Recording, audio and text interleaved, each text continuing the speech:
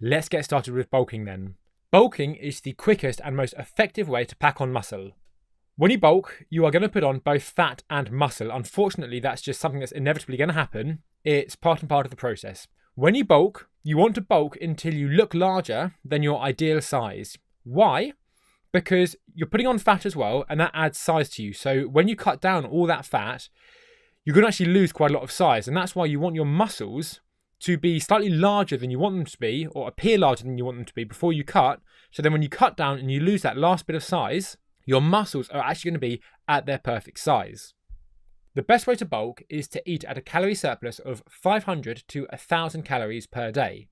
Now, some people will tell you that eating at a calorie surplus of 500 calories a day is enough to pack on sufficient muscle. And whilst that may work for some people, I've always found that when I'm pushing myself hard, doing all compound exercises in my workouts and really working out consistently, I can easily eat well in excess of this. So what I recommend you do is you start off by bulking with a 500 calorie surplus and see how you feel, see how that works for you. If you're feeling hungry, then add in some more calories. If you're not, great, stick to that. It's just what's going to work for you. So if you don't need to have 1,000 calories extra per day, don't do it. You're just going to end up putting on fat. But if you feel like you do need to do it, then great, do it.